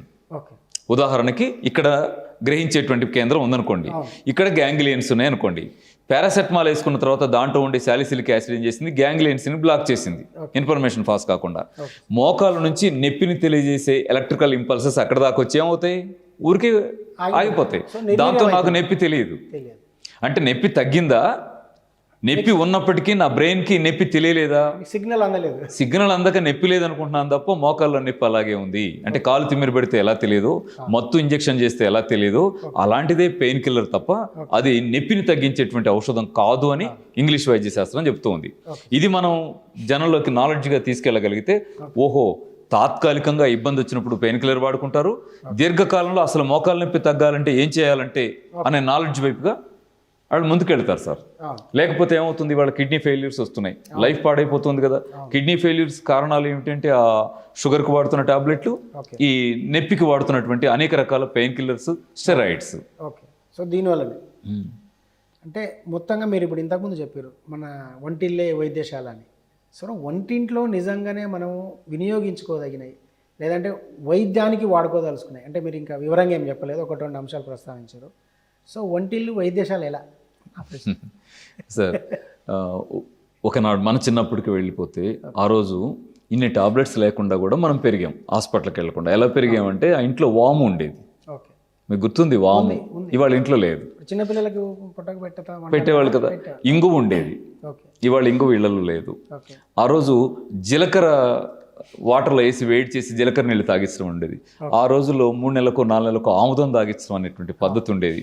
ఇలా చాలా రకాల మెథడ్స్ ద్వారా, ఇప్పుడు దగ్గు వస్తే కరక్కాయ పగలగొట్టి చిన్న మొక్క ఇచ్చి దవడకు పెట్టుకున్నానా తగ్గుద్ది అనేటువంటి చెప్పే పద్ధతి ఉండేది. ఎన్నో ఇల్లే ఔషధశాల అంటానికి కావాల్సినవన్నీ కూడా మన చిన్నప్పటి రోజుల్లో ఉండేవి. క్రమంగా ఏమైపోయామంటే జబ్బు అంటే హాస్పిటల్కి వెళ్ళాల్సింది, జబ్బు తగ్గాలంటే టాబ్లెట్ మింగాల్సింది, అదేదో వజ్రాయుధం లాగా ఆ భ్రమ బిజినెస్ సొసైటీ కల్పించింది. దానివల్ల ఏమైపోయిందంటే సహజంగా అనుసరిస్తే తగ్గేటువంటి జబ్బుల్ని కూడా మందుల కోసం వెళ్ళిపోయి లాంగ్ పీరియడ్ జబ్బులుగా మార్చుకునేటువంటి దురవస్థ మనకు వచ్చింది. ఇప్పుడు దాన్నే మనం సరి చేసుకోగలం. మనవాళ్ళు మంచివాళ్ళు కదా, మంచిని గ్రహిస్తారు కదా. ఇప్పటికైనా మనం సరి చేసుకుని ఏం చేయాలి, ఇంట్లో ఉపయోగపడేటువంటివి ఏమి ఉన్నాయో అవన్నీ కూడా సమకూర్చుకునే స్థితి రావాలి. ఉదాహరణకి నేను ఒక 3-4 మీ ముందు ప్రపోజ్ చేస్తాను. గ్యాస్ ట్రబుల్ లాంటి సమస్యలు ఉంటాయి. వాళ్ళు రోజు ఉదయం పాలకూర కరివేపాకు జ్యూస్ తాగటం మొదలెట్టారనుకోండి, ఈవినింగ్ బూడిద గుమ్మడి జ్యూస్ తాగటం మొదలెట్టారనుకోండి, దాంట్లో లైట్గా నిమ్మరసం తేనె యాడ్ చేసి గ్యాస్ ట్రబుల్ తగ్గిపోతుంది. గర్భసంచి సమస్యలు ఉంటాయి, ఉదాహరణకి వైట్ డిశ్చార్జ్ అవుతూ ఉంటుంది అనుకోండి, ఇబ్బంది పడుతుంటారు. మార్నింగ్ పుదీనా కొత్తిమీర తులసాకు జ్యూస్, ఈవినింగ్ మునగాకు కరివేపాకు జ్యూస్ తాగటం మొదలెట్టారనుకోండి, ఆహారంలో జాగ్రత్తలు తీసుకొని ప్రాబ్లం తగ్గిపోతుంది. ఇప్పుడు మొలలు, ఫిస్టుల లాంటి ప్రాబ్లమ్స్ ఉంటాయి. ఈ 2 జ్యూసులు తాగుతూ వాళ్ళు మాంసాహారం, కోడిగుడ్లు, వేపుడు కూరలు ఇలాంటివి మానేసి నైట్ ఓన్లీ ఫ్రూట్స్ తింటాం మొదలెట్టారనుకోండి, 2-3 నెలలు అయ్యేసరికి కంప్లీట్ ప్రాబ్లమే లేకుండా పోతుంది. ఇప్పుడు ఉదాహరణకి కిడ్నీలో రాళ్ళు ఉంటాయండి, దానికి ఏ మందు వాడాలా అంటారు. నేచర్ ఎంత అద్భుతంగానో కొండపిండి ఆకు సృష్టించింది. పిండి కూరాకు అంటారు చూడండి, పిండి కూరాకు అంటారు. దాన్ని తెచ్చి జ్యూస్ చేసి తాగారనుకోండి తగ్గిపోతే. మార్నింగ్ కొండపిండాకు జ్యూస్ తాగుతూ ఈవినింగ్ రణపాల ఆకుంటుంది, రణపాల జ్యూస్ చేసి తాగారని అనుకోండి, నీళ్ళు ఎక్కువ తాగుతూ కిడ్నీలో రాళ్ళు వెళ్ళిపోతాయి. ఇప్పుడు ఎంత అద్భుతమైనటువంటి విషయాలు నేచర్లో ఉన్నాయి. ఇవన్నీ ఇంట్లో వాళ్ళందరికీ తెలిసిపోతే ఇల్లు హాస్పిటల్ కాక ఇంకేమవుతుంది, ఆ జ్యూసులు తయారు చేసే అమ్మ డాక్టర్ కాక ఇంకేమవుతుంది. ఎంతమందికో కిడ్నీలు ఆపరేషన్ అవుతున్నాయండి, ఎంతమందికో ట్రాన్సిల్స్ ఆపరేషన్ చేసి కుక్కలకు పిల్లకేస్తున్నారండి, ఎంతమంది స్త్రీలకు గర్భసంచులు కోసేసి కుక్కలకు పిల్లలకు ఆపరేషన్ అని పేరుతో పడేస్తున్నారండి. ఎన్ని నష్టాలు జరుగుతూ ఉన్నాయి. వీటన్నిటినీ ఎదుర్కోగలిగే స్థితి మానవుడికి ఉంది. ఎలా? నేచర్ని అనుసరించడం ద్వారా మాత్రమే. నేచర్ నుంచి దూరం అయితే, మట్టి నుంచి చెట్టు నుంచి దూరమైన మనిషికి రసాయనిక పదార్థాలే ఆహారంగా చుట్టాలుగా మారితే ఈ జబ్బులు తప్ప ఇంకేమొస్తాయండి. ఓకే. సో ఒంటింట్లో ఉన్న ఈ అంశాలన్నీ వాడుకుంటే, ఈ వస్తువులన్నీ మనం వాడుకోగలిగితే సో హాస్పిటల్కి పోయే బాధ తప్పుతుంది అన్నది మీరు చెప్తున్నా. అవునండి, అందుకే ఇల్లు వైద్యశాల, వంటగది మందుల షాపు, తినే ఆహారం మందు, అవి తయారు చేసే అమ్మాయి డాక్టర్. ఓకే. సో ఇప్పుడు మనకి ఇంతకుముందు ఒక నానుడు ఉండేది, సర్వరోగ నివారణి పెన్సిలిన్ అని. అంటే మీరు చెప్తుంది ఏంటంటే మొత్తంగా కేవలం నేచర్కి దగ్గరగా ఉండడం వల్లనే మనం ఈ రోగాల నుంచి దూరం కావడం కానీ, లేకపోతే అవి రాకుండా కాపాడుకోగలం అని అంటున్నారు. అంటే ఇది నిజంగానే ఆచరణలో సాధ్యమవుతుంది అంటారా మీరు? అవుతుంది, మన వాళ్ళకి అర్థమైనప్పుడు అవుతుంది. ఉదాహరణకి మీరన్న పెన్సిలినే చూద్దాం. ఆనాడు పెన్సిలిన్ సర్వరోగ నివారణి అన్నారు, కానీ ప్రాక్టీస్ ఏం చెప్పింది? పెన్సిలిన్ వాడితే అనేక రకాల జబ్బులు వస్తాయి, దాన్ని నిషేధిస్తే తప్పు పరిష్కారం లేదని పెన్సిలిన్ నిషేధించుకున్నాం కదా, ఒకటి. రెండోది గమనించండి, మీకు ఒకనాడు గ్రామాల్లో చెరువుల పక్కన ఇక పెద్ద పెద్ద గద్దలు ఉండే, ఇంతలా ఉండేటువంటి గద్దలు ఉండే, రాబందులు. కరెక్ట్ చెప్పారు, వెల్చర్స్, రాబందు. ఇవాళ మీరు ఆంధ్రప్రదేశ్ తెలంగాణలో ఎతకండి, ఏ ఊర్లోనైనా ఒక రాబందు చూపించగలండి. కాదు, భారతదేశం అంతా ఎతకండి, ఏ స్టేట్ లోనైనా ఒక రాబందు చూపించగలరా అని చూస్తే ఆదిలాబాద్ జిల్లాలో వాటి సంరక్షణ కేంద్రం అంటే 99% రాబందులు లేకుండా పోయి ఎక్కడో ఒకటి మాత్రమే కనపడితే అమ్మో సంరక్షిద్దాం పట్టు లేకుండా పోతుంది అనే పరిస్థితి అంతరించిపోతున్న జాతుల్లో జరిగింది. రైట్. ఎందుకు చేరింది అనేది కీలకమైన ప్రశ్న. ఎందుకు అలా జరిగింది అనేది, ఎందుకు జరిగింది అంటే పశువులకి వాడుతున్నటువంటి వివిధ రకాల పెయిన్ కిల్లర్స్ వల్ల ఆ చనిపోయిన శవాలను తిన్న ఈ రాబందుల శరీరాల్లోకి వెళ్ళి వాటి కిడ్నీస్ని ఫెయిల్ అయ్యేట్టు చేసినాయి. కిడ్నీలు ఫెయిల్ అయిన జాతంతా చనిపోయింది. రెండు, పశువులకు వాడే స్టెరాయిడ్స్ ఏం చేసినాయి అంటే స్పెర్మ్ కౌంట్ లేకుండా పోయేట్టుగా చేసినాయి రాబందుల్లో. దాంతో ఆ జాతి లేకుండా పోయింది. అంటే ఒక పెన్సిల్ని ఏం చేసి పెట్టింది? నష్టం చేసి పెట్టింది. ఆ పశువులకు వాడిన ఒక స్టెరాయిడ్ కానీ ఒక పెయిన్ కిల్లర్ కానీ ఏం చేసింది? నష్టపెట్టింది. ఇదంతా మనం చూస్తున్నాం కదా, అది పశువులకు కదా అనుకుంటున్నాం, కానీ అవే పెయిన్ కిల్లర్స్ వాళ్ళ మనుషులు వాడుతున్నాం, అదే స్టెరాయిడ్స్ వాళ్ళ మనుషులు వాడుతున్నాం. మీరు గమనించండి, ఎక్కడో ఒక చోట మాత్రమే ఉండేటువంటి స్పెర్మ్ కౌంట్ లేదనే కేసులు ఇప్పుడు ఎంత చూస్తున్నామో, ఎక్కడో ఒక చోట ఉండే పిల్లలు పుట్టట్లేదు అనే సమస్య, ఇది మెన్స్ట్రువల్ ఇర్రెగ్యులారిటీ, లేదా గర్భసంచిలో ఫైబ్రాయిడ్స్ ఫామ్ అవడం, లేదా ఓవరీస్లో సిస్ట్లు ఫామ్ అవడం, ఎగ్స్ తయారు కావడం లేదా అనడం, ఇలాంటి పిల్లలు లేని సమస్యలు స్త్రీలలో పురుషుల్లో. మిలిటరీ మెన్ లాగా ఉంటారు, ఏంటంటే స్పెర్మ్ కౌంట్ 0 అంటారు. ఇలాంటి ఎన్ని మందులు ఏమండి ఐవీఎఫ్ సెంటర్స్ ఎక్కువైపోతున్నాయి. అంటే ఎంత ఇబ్బందికరంగా ఉందో చూడండి. ఎందుకు ఇలా అవుతుంది అంటే రెండే ప్రధానమైన కారణాలు. ఒకటి పెయిన్ కిల్లర్స్, స్టెరాయిడ్స్. రెండు, జీన్ మాడిఫైడ్ బాయిలర్ గుడ్లు, బాయిలర్ కోళ్ళు. సో వాటి గురించి కూడా మనం మాట్లాడాలి సార్ నిజంగా. ఎందుకంటే పాల గురించి కూడా ఒక ప్రచారం జరుగుతుంది, పాలని అధికంగా ఈ పాలని మనం వాడకూడదు అని. సో మీరు చెప్పినప్పుడు ఇప్పుడు ఎగ్స్ వినియోగం చాలా ఎక్కువగా ఉంది, పౌల్ట్రీ ఎగ్. సో మనకు చికెన్ సెంటర్లు అన్నీ కూడా మ్యాక్సిమం వైట్ హెన్నే వస్తుంది. సో అంటే వాటి వల్ల నష్టాలు ఏమంటారు? అంటే ఒకటి, మీరు పాల పాకెట్ వాడితే నష్టమా అని అడిగేట్టయితే దాన్ని ఒక పని చేద్దాం, ఒక చిన్న చూద్దాం. మనం వాడుతున్న పాల పాకెట్ పాలే అయితే సరే, నష్టమో లాభమో తాగేద్దాం. అసలు ఇవి పాలేనా అనేది పెద్ద ప్రశ్న అండి. ఎందుకు అలా పెద్ద ప్రశ్న అంటున్నాం అంటే, పాల కేంద్రాలన్నిటికి కూడా పాలు వెళుతున్నాయి. అంటే పాలు తయారు చేస్తున్న కంపెనీలు ఉన్నాయి కదా, వీళ్ళందరికీ పాలు వెళుతున్నాయి. ఏంటంటే వాళ్ళ చిన్న కేంద్రాలుగా మన గ్రామాల్లో పాల కేంద్రాలు పెట్టి సేకరిస్తున్నారు, పాల సేకరణ. ఇప్పుడు మొత్తం మన ఆంధ్రప్రదేశ్లో, మన తెలంగాణలో, మన తెలుగు రాష్ట్రాల వరకు చూద్దాం. మన తెలుగు రాష్ట్రాల్లో గ్రామాల నుంచి కంపెనీలకు వెళుతున్న మొత్తం ఎన్ని లీటర్ల పాలు అని చూడండి. ఉదాహరణకి 100 లీటర్ల పాలు వెళుతున్నాయి, తేలిగ్గా ఉంటానికి అనుకుందాం. 100 లీటర్ల పాలు వెళుతున్నాయి అనుకోండి. మరి పాల కంపెనీల నుంచి బయటకు వస్తున్న పాలు ఎన్ని లీటర్ల పాలండి? వేల లీటర్ల పాలు. అంటే ఈ 100 ఆ 1000 లెక్క నేను ఊరికే ఉదాహరణగా చెప్పాను. నా ఉద్దేశం ఏంటంటే గ్రామంలోంచి బయటకు వెళుతున్న పాలన్నిటికీ లెక్క ఉంది. ఓకే. ప్రతి గ్రామీణ పాల కేంద్రము ఇవాళ ఎన్ని లీటర్ల పాలు పంపానంటే అని లెక్కేస్తుంది. ఈ మొత్తం గ్యాదర్ చేస్తే వచ్చిన పాల లీటర్లన్నీ ఆ ఒక్క రోజులో కేంద్రం నుంచి బయటకు వచ్చే పాలన్నీ చూడండి, డబుల్ త్రిబుల్ ఉన్నాయండి. మరి ఆ పాలు ఎక్కడి నుంచి తెస్తున్నారు? గేదెలవి కావు, ఆవులి కావు. ఎవరిస్తున్నారు ఆ పాలని వీళ్ళకి, కంపెనీలకి? అంటే వాళ్ళ పాల కంపెనీ పిల్లర్లు ఇస్తున్నాయి ఆ పాలు. ఏమండి, చాలా స్పష్టంగా కెమికల్తో తయారు చేస్తున్నటువంటి పాలే ఇవి. మరి ఆ కంపెనీలను ఎవరు ఏమంటలేదు ఏంటంటే మనకు తెలియదు. ఎందుకంటే ఒక అతిపెద్ద మన తెలుగు ప్రాంతంలో నడిచేటువంటి ఒక కంపెనీ పాల ప్యాకెట్ల వల్ల క్యాన్సర్ వస్తుంది అని చెప్పి కేరళ రాష్ట్ర ప్రభుత్వం నిషేధించడాన్ని మనం చూసాం. కేరళ రాష్ట్రం నిషేధించింది. మన దగ్గర ఇప్పటికి కూడా బ్రహ్మాండంగా నడుస్తూనే ఉన్నాయి. అంటే వాటి జోలికి వెళ్ళడం అవసరం. అది రైట్ ఎంత రాంగ్ ఎంత అనే కంటే కూడా అసలు ఆ పాల ప్యాకెట్, పాలు కాని పాల ప్యాకెట్ జోలికి మనం ఎందుకంటే వెళ్ళాలి? కాబట్టి పాల ప్యాకెట్ మానేసుకోవడమే ఉత్తమమైన పని. మరి పాలు లేకపోతే ఎట్లా అంటే, పాలు లేకపోతే ఏం బ్రతకలేమా? పాలు లేకపోతే బ్రతకలేమా? ఇంత ఇతర ఆహార పదార్థాలు ఉన్నాయి కదా. ఒకటి కాదు, బాగా అలవాటు అండి, పాలు కావాల్సిందే అనేట్టయితే పాలు ఎందుకు కావాలి అనే ప్రశ్న వస్తుంది. కాల్షియం కావాలంటే పాలు కావాలి కదా అంటారు. పాలలో ఉన్న కాల్షియం కంటే నువ్వుల్లో ఉన్న కాల్షియం 30 రెట్లు ఎక్కువ. శుభ్రంగా నువ్వులు తింటే పాలలో వచ్చేటువంటి కాల్షియం వచ్చినట్టే కదా. తోటకూరలో 100 గ్రాముల తోటకూరలో 300 మిల్లీగ్రాముల కాల్షియం ఉంటుంది. తోటకూర జ్యూస్ చేసుకొని తేనె నిమ్మరసం కలిపి తాగేస్తే కావాల్సినంత కాల్షియం వచ్చేసినట్టే కదా. ఏమంటే ఆలోచించండి. అయినా సరే నేను ఒక చిన్న విషయాన్ని మీ దృష్టి తెస్తాను. కాదు, పాలు ఇష్టం అని భావించే వాళ్ళైతే వాళ్ళు ఏం చేయొచ్చు అంటే, కొబ్బరిని పాలు చేసి కొబ్బరి పాలను పాలలాగా వాడుకోవచ్చు. మామూలు పాల కంటే కూడా, గేదె పాల కంటే కూడా పోషక విలువలు కొబ్బరి పాలలో చాలా ఎక్కువ. ఒకటి పచ్చి కొబ్బరి ద్వారా తీయాలి. అలాగే రెండవది, మనం నువ్వుల నుంచి పాలు తీయగలిగితే అసలు గేదె నుంచి వచ్చే పాలతో పోలిస్తే 20-30 రెట్లు ఎక్కువ పోషక విలువలను చాలా సహజంగా అరిగించుకోగలిగే కెపాసిటీ ఉండే పాలు వస్తాయి. ఉదాహరణకి ఒక 100 గ్రాములు నువ్వులు తేండి, వాటిని శుభ్రంగా నీళ్ళలో పోసి చెత్త లేకుండా కడిగేయండి, తీసి పక్కన పెట్టండి, పెట్టి మంచినీళ్ళు పోసి నీళ్ళలో వేసి నానబెట్టేయండి. ఎంత? ఒక 2.5-3 అవర్స్ నానబెట్టండి. నానబెట్టిన తర్వాత అవన్నీ తీసి మిక్సీలో వేసి కాస్త నీళ్లు పోసి ఇలా అనండి. జ్యూస్ లాగా మారిపోతూ ఉంటాయి కదా. తగినన్ని నీళ్లు పోయండి, తెల్లటి పాలు వచ్చేస్తాయి. మీరు కావాల్సిన నీళ్లు పోసి తగినంత చిక్కగా చేసుకొని వడకట్టి ఆ పిప్పంతా తీసేసి వాటిని పాలలాగా వాడండి. ఎంత వాల్యుబుల్ పాలు వస్తాయి. వాటిని మనం ఏమంటాం, ఆవిరి కుడుం చేస్తా ఉంటాం చూడండి. పెద్ద గిన్నె పెట్టి పాలు ఒక చిన్న గిన్నెలో పోసి ఆ నీళ్లలో ఇవి పెట్టి కింద మంట పెట్టేసి స్లోగా వేడేట్టుగా చేసుకొని తగినంత కాగిన తర్వాత తీసి వాడుకోండి.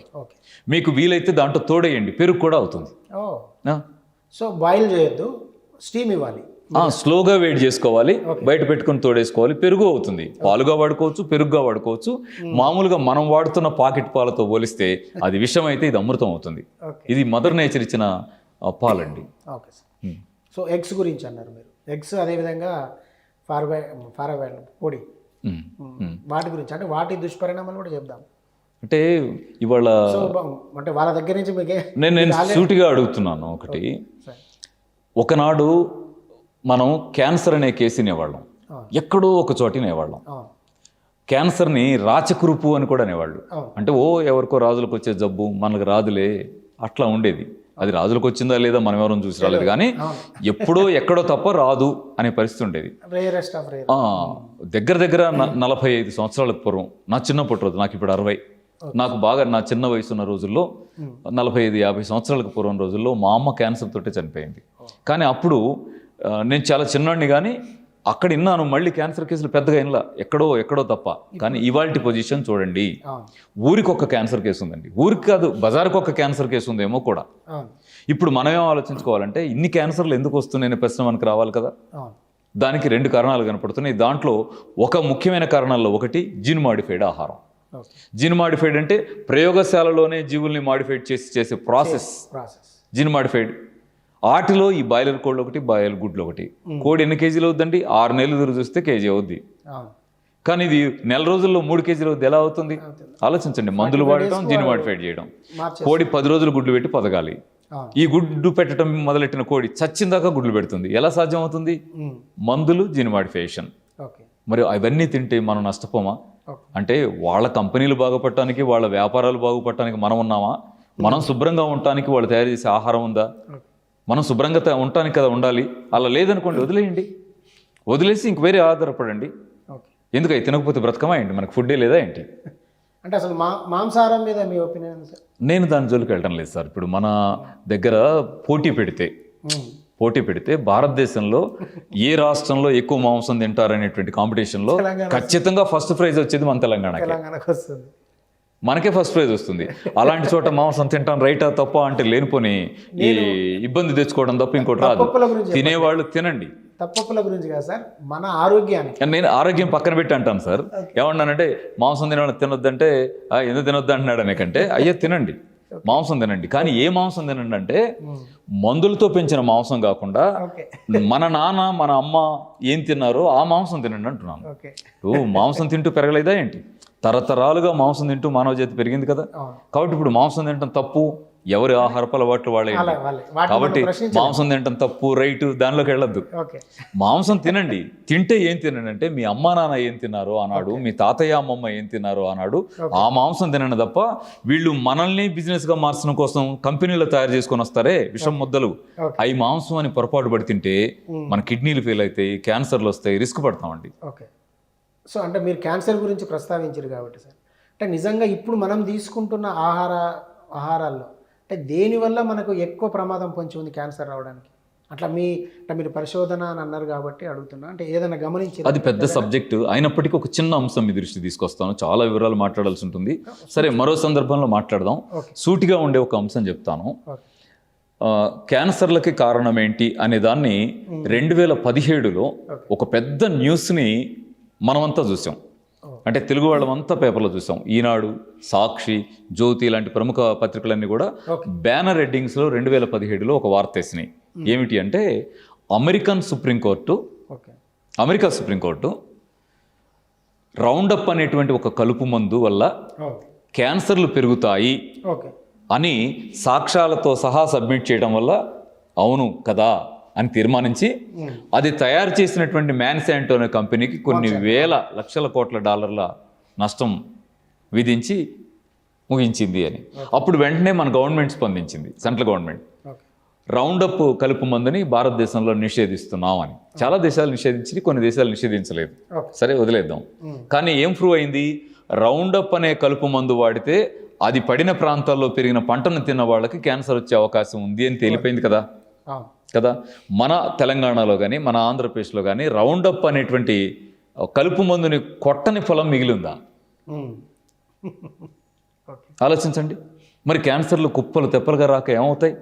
ఇంకొక మాట, చిన్న మాట చెప్తాను. మొన్న ఒక క్యాన్సర్ పేషెంట్కి మీరు సలహా ఇస్తారట కదా, ఉపయోగపడుతుంది ఏమని వచ్చానండి, ఏం సలహా ఇస్తారు అని అడుగుతూ ఉంటే ఈ విషయాలే ప్రస్తావనకు వచ్చాయి. వచ్చినప్పుడు ఆయన ఏమన్నాడంటే, అయ్యో భలే ఉన్నారు, నేను మొన్న 2 బ్యాచీలు రౌండప్ ఆర్డర్ పెట్టానండి అన్నాడు. అంటే నేను ఆశ్చర్యపోయాను. రౌండప్ని 2017లోనే మన భారతదేశ సెంట్రల్ గవర్నమెంట్ని బ్యాన్ చేసింది కదా, మీరిప్పుడు రౌండప్ని 2 బ్యాచీలు ఆర్డర్ పెట్టానంటున్నారు ఎలా అండి అంటే నవ్వి, అయ్యో రౌండప్ ఎక్కడంటే అక్కడ దొరుకుతుంది సార్ అంటే. ఆ తర్వాత వచ్చిన ప్రతి రైతును అడుగుతున్నాను, రౌండప్ కొడుతున్నారంటే కొడుతున్నాం. నిషేధించిన రౌండప్ ఎలా ఉంది తెలియదు సార్, తెలియదు, దొరుకుతుంది. మరి క్యాన్సర్లు పెరుగుతున్నాయంటే పెరుగుతాయి. అందుకే అంటున్నాం, పురుగు మందులు లేని రసాయనిక వ్యవసాయం కావాలి, అప్పుడు మానవ జాతి మిగులుతుంది. లేకపోతే మన మానవ జాతి భూమి మీద తూడ్చుకొని పోయే రోజు త్వరలో ఉంటుంది. నేను మాట్లాడితే కష్టంగా ఉండొచ్చు ఈ మాట, కానీ ఇదే ఐన్స్టీన్ లాంటి వాళ్ళు మాట్లాడితే, ఆనాడేనాడో అద్భుతమైనటువంటి మేధస్తో ఉన్న ఐన్స్టీన్ లాంటి వాళ్ళు మాట్లాడితే విలువైందిగా ఉంటుంది కదా. అందుకే ఒక చిన్న ఉదాహరణ చెప్తాను. ఈనాటి ఐన్స్టీన్గా ప్రపంచమంతా కూడా భావించేటువంటి ఒక ఐన్స్టీన్ ఎవరంటే మీకు గుర్తొస్తున్నాడేమో. కాళ్ళు పనిచేయవు, చేతులు పనిచేయవు, నోరు పనిచేయదు, చక్రాల కుర్చీలో ఉంటాడు, స్టీఫెన్ హాకింగ్. ఆయన్ని ఈ తరపు ఐన్స్టీన్ అంటాం కదా.